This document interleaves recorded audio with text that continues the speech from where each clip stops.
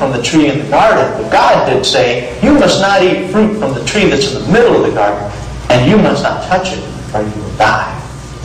Now, the devil is creating thoughts about what she can do and what she can't do.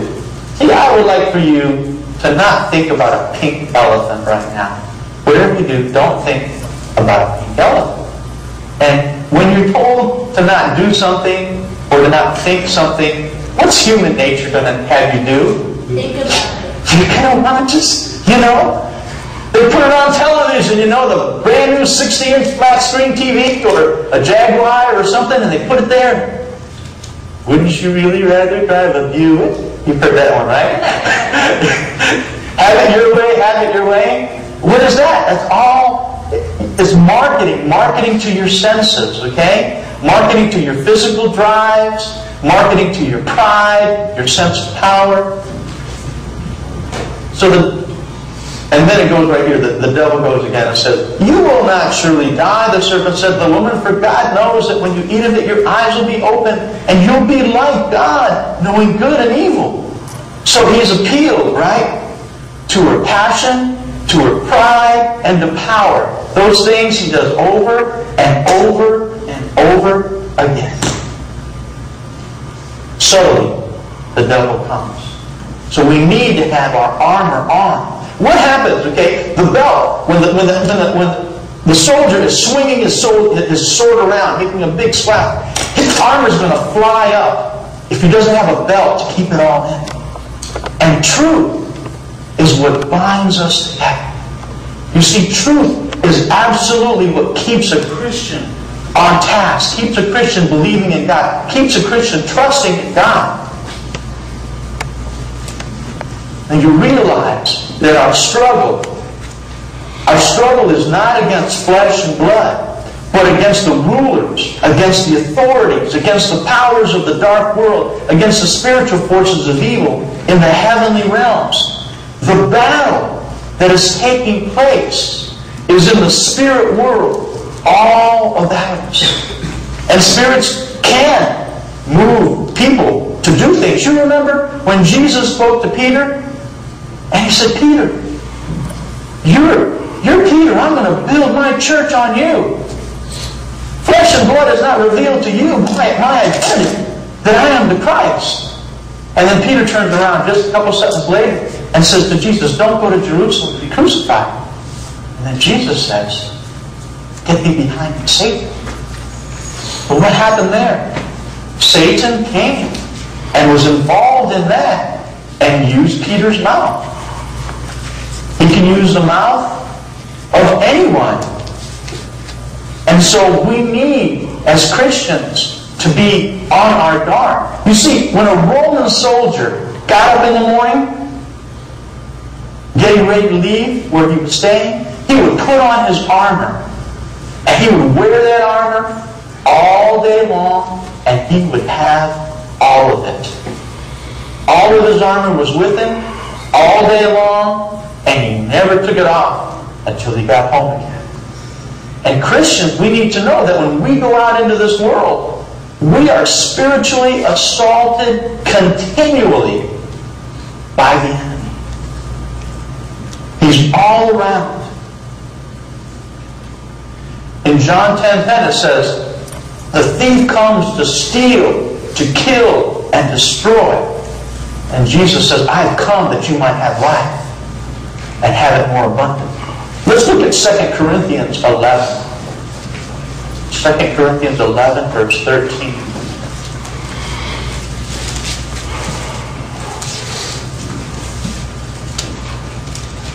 For such men are false apostles, deceitful workmen, masquerading as apostles of Christ.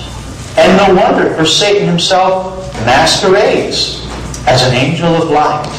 It's not surprising then if his servants masquerade as servants of righteousness. Their end will be what their actions deserve. The enemy comes in many disguises, and you need to be ready to discover and to see who they are, and to be armed and to be ready. What about 1 Peter 5:8? 1 Peter 5:8.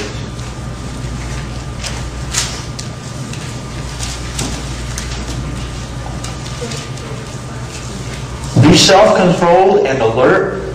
Your enemy, the devil, prowls around like a roaring lion, looking for someone to devour. Resist him. Stand firm in the faith, because you know that your brothers throughout the world are undergoing the same kind of suffering. Satan is roaming around like a lion, looking for who he can devour. And Christians, we have to have our armor on continually, and to be ready, and to be involved, because you never know when his attack will come. And it always comes, and it usually comes when you don't expect it. Another thing about warfare with Satan is that he will attack you where you are most vulnerable.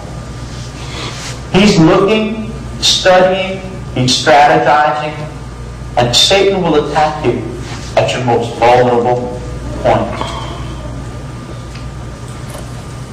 What else is one of Satan's strategies? Look at John 8, verse 44.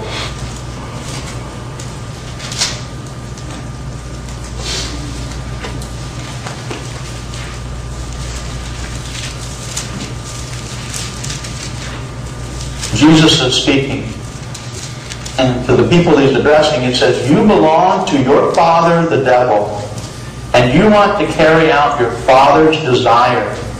He was a murderer from the beginning, not holding to the truth, for there is no truth in him. When he lies, he speaks his native language, for he is a liar and the father of lies." Satan uses lies. He uses lies to get what he wants. And Christians need to be on their game. We need to be ready to see what Satan's going to do, because he will always use lies to try and get what he wants.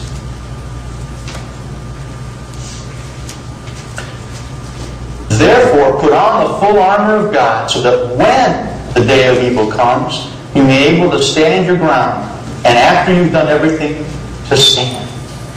It states when. You see, there is going to be a day of evil. And some days are more evil than other days.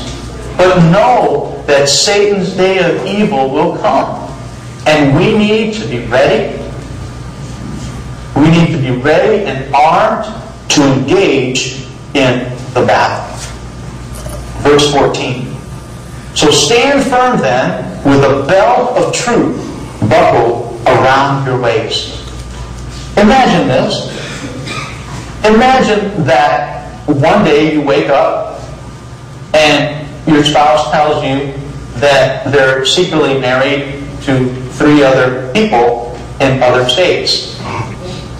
How would you feel?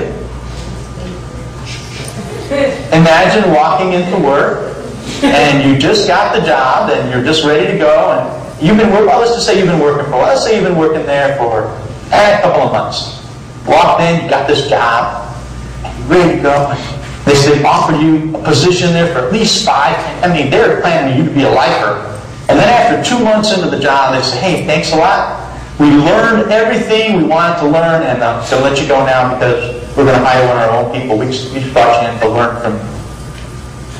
Imagine that you got on an airplane and you're flying, and the altimeter on the airplane is bad, and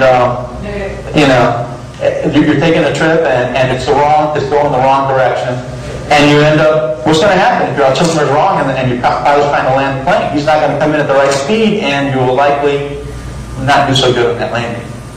You see, God has created this world with laws. And these laws are true. 24/7, 365. Always true. If somebody was to stand up on top of the church here and just walk off the roof, which direction are they going to go after they walk off the roof? They're going to go down. Let's see if I did that 1 trillion times. How many times out of 1 trillion are they going to not do that? Every single time. You see, that's called absolute truth. 1 plus 1 will always equal 2. Okay? God's laws, His physical laws, are fixed, and they're absolute. Now, some creative philosophers who don't want to acknowledge that there is a God who has absolutely declared Himself that He is out there, as well, your religion, what is right for you, and this is right for me. And people have just decided that truth is going to be whatever they want it to be. I want truth to be this, and so therefore, that's the truth. Anybody ever seen a groundhog stick his head underneath the chips? They don't want to see the light. They don't want to know that you're there. So they want you to go away. They just take their head and stick it underneath the wood chips. And you're gone. You're gone. But in reality, are you still there? Absolutely. You see, the world and people hide. The world and people don't want to acknowledge the real truth in life. Beloved, why are we here on this planet? Why did God make us? What's our purpose? Because if we're wrong, our life is a waste. But if I know the truth, and I follow the truth of what God has laid out in His Word, the Bible, and if I follow this book of truth, and I desire to go in a certain direction, I will get there. Because the Word of God is true. Absolutely true. Archaeologists have tried to deny it, and they can't because they keep digging up cities that they said never existed, and boom, there it is in God's Word. Philosophers have tried to deny it, and yet when you look at the Word of God, what happens? You can't. You can't get it. Philosophers, will not get into an argument with a Christian because we win every time. In Isaiah, it talks about the orb of the earth. The orb of the earth. Did you realize the Bible tells you that the world is round? It was written thousands of years ago. It's not too long ago that we figured out the world is round. This is a book of truth. And when you follow the book of truth, there's great power. Power for living. Because if I know that this Word of God is true, and I apply it